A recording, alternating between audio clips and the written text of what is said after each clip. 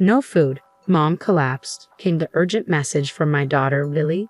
Since my divorce a year ago, my 7-year-old Lily had been living with my ex-wife, Susan. Today, Lily called to tell me that Susan had become dangerously thin and had been hospitalized. Lily, what's happening? I send $2,000 every month. Why? Daddy, please help Mom. The desperation in my daughter's voice spurred me into action.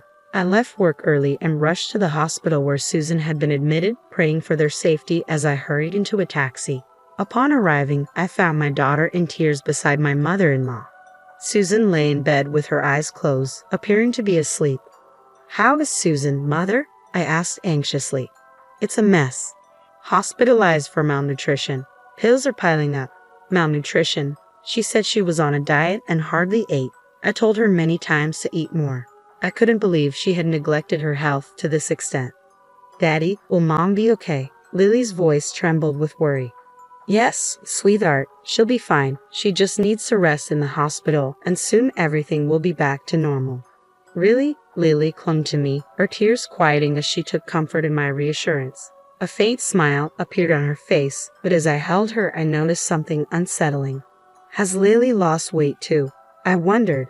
That's normal for kids during growth spurts, my mother-in-law said, trying to ease my concern. Is that so? I deeply regretted how ignorant I had been of the well-being of Susan and my daughter. Reflecting on our past, I realized I was the cause of our divorce.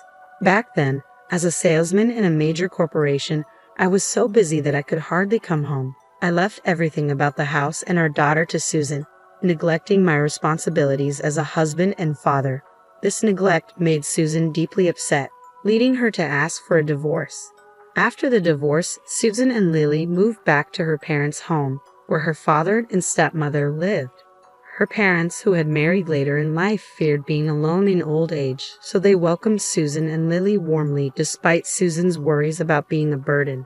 Out of my own will, I sent them $2,000 every month, hoping they would live comfortably. Feeling responsible for our divorce, I decided to do everything I could to support them. Initially, our relationship after the divorce was not bad. We often contacted each other, and I kept up with news about my daughter, who had just started grade school. However, in the past 6 months, I had been so busy that I lost touch with my ex-wife. I couldn't help but wonder what had happened to Susan during this period. As I looked at Susan lying on the bed, emaciated, I was deep in thought, filled with regret and concern for her well-being. Isn't this a bit extreme for a diet? I wonder why she felt the need to lose so much weight. Well, who knows? Maybe she found someone she likes. She's still young, after all. James, you can go home. I'll take care of Susan. All right, I'll head home for today. Mother, it must be hard staying with her. How about Lily? She can come to my place. Ha! Really? I want to go, Lily said, happily squeezing my hand. My mother-in-law immediately responded, I'll take care of Lily here. You're busy with work, James, and she needs to go to school. But Lily says she wants to go. I can drop her off and pick her up from school. You're busy with work, and it's difficult for you to take care of her. Plus, you don't even have custody over her. Her reasoning left me at a loss for words. I see. In that case, when she wakes up, could you ask Susan if she'll let me take care of Lily while she's hospitalized? Regardless of what you say, she's still my daughter. Apologizing to my disappointed daughter, I bowed to my mother-in-law and left the room. Looking back, I regretted not insisting on taking Lily home with me right then. Several days passed since Susan was hospitalized. One evening, after work, I returned home to an unexpected sight. My daughter was there. Lily, did you come here all by yourself? Daddy, she said, looking up at me anxiously. Lily was dressed in the same worn-out clothes she had on at the hospital. A faded t-shirt, scuffed shoes, and her hair, clearly self-tied, was in disarray. It was the same discomfort I felt back in the hospital room. At that moment, consumed by concern for Susan, I hadn't paid much attention. But now, the realization hit me like a wave of failure as a father. Inviting Lily into the house, I offered her a cup of hot milk. Doesn't your mom buy you new clothes or shoes? No, it's not like that. Lily shook her head, seeming to struggle with her words as she looked down. I've been working hard, sending money so you and Mom could live comfortably. Has it not been enough? Dad, That's not it. Lily's voice trembled, her eyes brimming with tears. I placed a comforting hand on her back, silently urging her to speak. After a moment, she seemed to gather herself, taking a deep breath. Grandma does mean things to me and Mom. She barely lets us eat.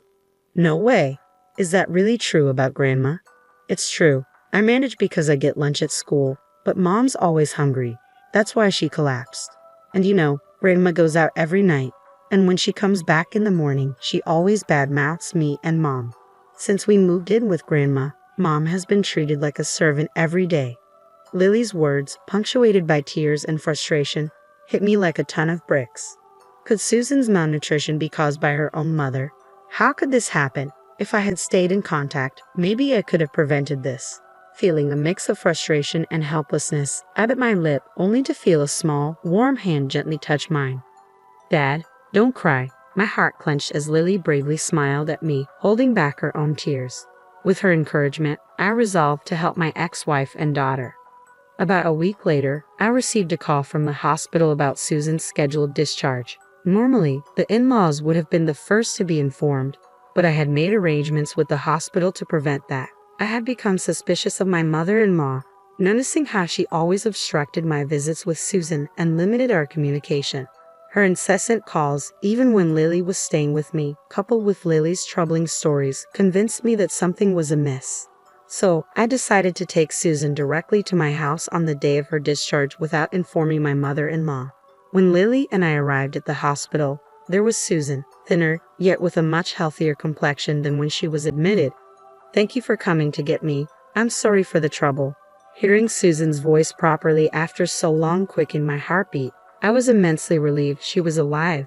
Just as I breathed a sigh of relief, Lily rushed to hug her mother. "Mom, I'm so glad you're okay now." "Lily, I'm sorry for worrying you." Their emotional reunion brought a lump to my throat, but I knew we couldn't linger for my mother-in-law to arrive. Hastily, I ushered them into the car and drove home. "It feels nostalgic," Susan said, relieved, as we arrived at the house we once shared. Waiting for the right moment when she seemed calm, I broached the subject. "Actually, Lily told me something." As I asked Susan about the truth of Lily's words, her eyes widened and she awkwardly averted her gaze. What Lily said was true. After our divorce and my return home, my mother began treating me like a maid. Even when I started earning from work, she took all the money.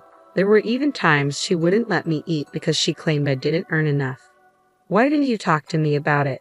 "How could you say that?" "I couldn't ask for help because I was the one who initiated the divorce. We hadn't been in touch recently, so I assumed you found a new partner. I didn't want to interfere with that." "A new partner? No way. Besides, didn't I transfer $2,000 to you every month? How did you fall ill?" "If you're lying, I haven't received anything." "I'm sure the money was transferred just fine. It should be recorded in your bank book." "My mother took both my bank book and debit card. She told me that you stopped sending money a long time ago, that you found someone new, and had abandoned me." I was stunned. If only I had kept in touch more diligently, this wouldn't have happened, but it's too late to regret it now. "She also took my credit cards and used them without my permission." "But couldn't you have run away?" "If I did that, they would turn on my father, who was left at home. I can't leave my father alone." Susan choked up as she said this. My mother-in-law was a big spender, and when Susan and I were still married, she would often come to us asking for money. Despite this, she was generally pleasant and kind, so I believed Susan and Lily would get along with her. However, the moment Susan moved back home after the divorce, my mother-in-law seemed to transform into a completely different person. She neglected her household duties, spending her days out and taking out her frustrations on Susan and Lily when she ran out of money. My father-in-law, a quiet man, couldn't stand up to my mother-in-law, so he turned a blind eye to her behavior. He offered no help, leaving Susan to endure it alone. But I let Lily suffer. I'm a terrible mother, aren't I? That's not true. The one at fault is entirely my mother-in-law. I see, thank you. With that, tears quietly streamed down her cheeks. A few days later, I waited for the day my mother-in-law would be out and headed to my in-law's house. When I arrived, my father-in-law, Apollo, greeted me with a deep bow. "I'm truly sorry. I've done a terrible thing to Susan and Lily." "Sir, I've heard about what my mother-in-law has been doing to Susan and Lily. I came here to help them." Upon hearing my straightforward statement, my father-in-law gradually began to speak. "I noticed what she's been doing, but I turned a blind eye. I grew afraid to speak up as I saw her change day by day. But I can't bear to see my daughter and granddaughter hurt any longer." His voice trembled with regret. Like me, he wished to protect them both. "Sir, could you lend me a hand?" I requested his assistance in monitoring my mother-in-law's activities, where she went, how she spent the $2,000 I transferred, and how Susan's credit card was used. Subsequently, I also initiated my own investigation into my mother-in-law's actions. "Where have you been? The hospital bills were expensive. You really are one hell of a burden." I overheard my mother-in-law's harsh words to Susan during a visit to their home. On another occasion, I accompanied Susan to her parents' house. As soon as Susan entered, I could hear a loud voice berating her. Ignoring my surprise, my father-in-law turned to Susan and asked, "Are you all right?" Susan trembled in fear from the berating. Rubbing her back, I turned my gaze towards my mother-in-law, who froze for a moment before hastily greeting me. "Oh, welcome. What brings you here so unexpectedly?" "I just dropped off little Lily at school and thought I could come over to discuss some matters regarding Susan and Lily without having Lily present. Hope I'm not intruding." "Oh, a discussion about what, I wonder? As you can see, we're getting along quite nicely."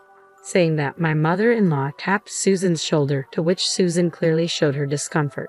Already seated on the living room sofa was my father-in-law. I pulled Susan close, sitting down nearby. "I've been transferring money to Susan's account to help out even a little bit after our divorce. Is it true you were using up all the money?" "What? What money? I know nothing about it." Susan's probably trying to cover up her frivolous spending by blaming me. I wonder where the $2,000 every month is going.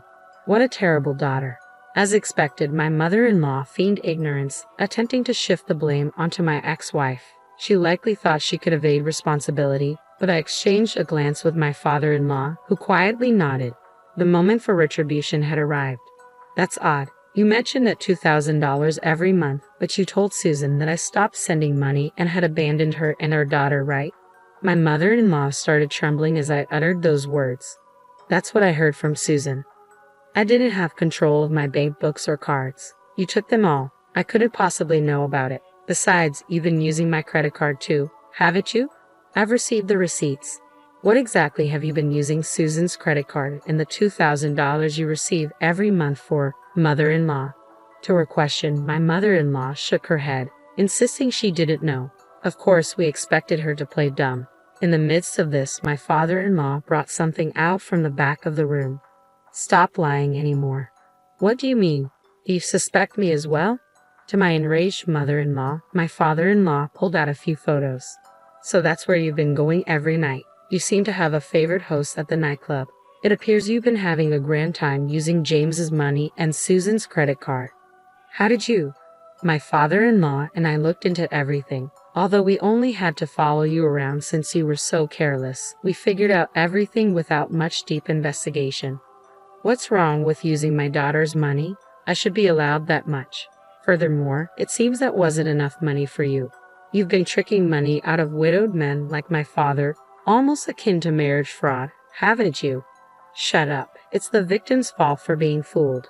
As we presented the evidence, my mother-in-law brazenly shrugged it off. "I thought this man had money when I married him, but it turns out he didn't have much. Luckily, my daughter Susan has been a great contributor. Haha, men at the local senior centers are so easy. All it takes is a soft voice to have them smitten."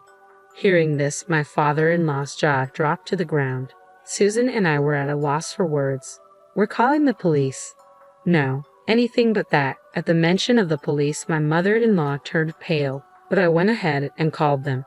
"Why would you call the police? This isn't looking good for me." "So you're aware that what you've done is wrong." "Just don't call the cops. I apologize for everything. Forgive me." "Judging from your attitude, it seems like you've done this before." "Don't worry, we'll have the police conduct a thorough investigation." My mother-in-law, pale of face and shaking, was taken away by the police officers who arrived shortly after.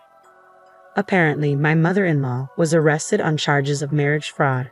and it seems like several people are demanding repayment for their money. Naturally, my father-in-law divorced her. Furthermore, he sued her for the emotional distress inflicted on her family from her harassment. Susan also claimed $50,000 in damages for the misuse of her credit card. Of course, I'm also demanding the return of all the money I transferred. My mother-in-law, now behind bars, doesn't seem to have an easy life waiting for her when she's out. As for me, afterward, Susan, please marry me again. This time, I'll protect you and our daughter. I won't make you cry anymore. We had once stumbled through a misguided marriage, but this incident made me realize the true value of my ex-wife. Hearing my words, Susan cried, thanked me, and held my hand tightly. Now, our family is embarking on a fresh start. This time, I will safeguard this happiness with all my heart.